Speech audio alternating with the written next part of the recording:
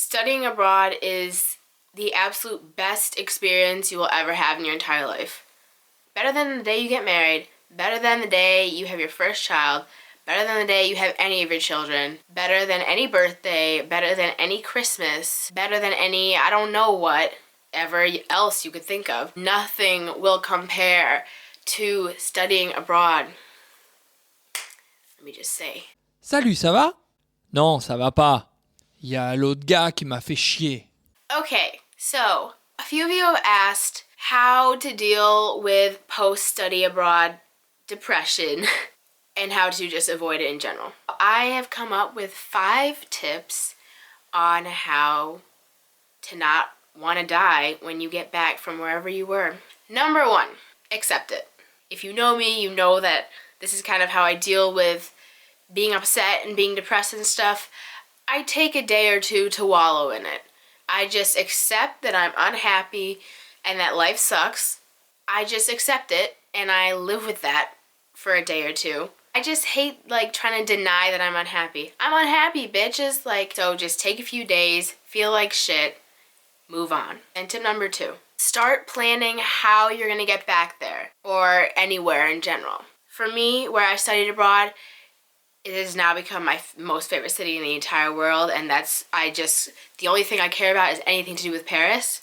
So I'm planning on getting back there. In fact, I'm going back in a month, hopefully. Start planning trips, just small trips, and it doesn't have to be expensive. You don't have to stay in nice hotels. There's youth hostels, which are actually pretty nice. I've stayed in lots of nice ones. It's not all grimy and nasty. Traveling doesn't have to be expensive. Yes, if you live in America, the plane ticket will be quite expensive if you're trying to go anywhere outside of the Western Hemisphere. But after that, it doesn't have to be expensive. So just start planning how you're gonna get back there, because the act of planning, it gets you excited. It gives you a goal to work towards. It's kind of like the light at the end of the tunnel type of thing. Number 3 is blogging. In this day and age, there's lots of blogs. I have one myself. I'm going to advertise it right here. You can go visit that. It's lachancedoulay.com. Since I got back, I have been writing little stories of memories that I have from being abroad, along with lots of pictures. I haven't written anything in a month or so, but that's because obviously I'm in America now and I'm kind of bored out of my mind. And I'm also busy preparing to go back to Paris. But once I get back there, I'm gonna write all my adventures and it's gonna be cool. So just keep checking it because it's gonna be dope. Blogging, you can relive the memories. Yeah, that's it. You can relive the memories even though you're stuck wherever you are. Number 4 kind of ties in with number 3. Share your photos on social media. So Instagram, here's mine. I'm always putting up pictures of Paris. Always, always, always. Along with selfies. Sharing photos is also pretty much the same thing with blogging. Just share the memories and yeah. Also, one thing I have to say about sharing your stories with your friends and family when you get back home. I found this article online about post-study abroad stuff. I just want to read you a part of it real quick. All of a sudden, people aren't as interested in your study abroad experience as you thought they'd be. During everyday conversation, you find yourself inserting stories about the time you spent a week in Paris or rode the train across Central Europe. People listen for a bit, but inevitably move on to a new subject.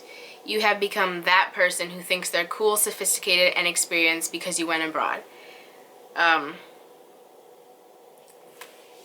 would just like to say, that's really true.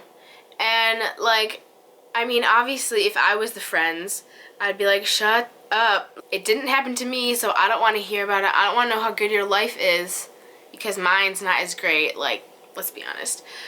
Real friends will at least put up with you telling your stories, and they will at least act interested.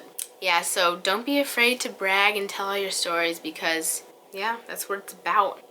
As for the whole, now you're that person who's thinks they're cool and sophisticated, rightly so. My last tip, this is more if you're in university or college, but join your study abroad office, work for them or help out, volunteer at your study abroad office, whatever you've do, because people there will understand, and you can share stories and they won't be like, shut up, because they'll have their own stories about stuff like that too, and you can share and bond, and they just get you.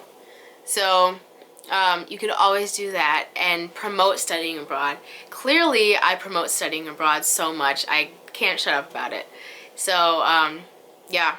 So that is all for my tips. Hopefully this helps. Maybe this shows who I am as a person, but I definitely think it's necessary to accept that you're unhappy and depressed, and just be unhappy and depressed, but don't stay that way forever.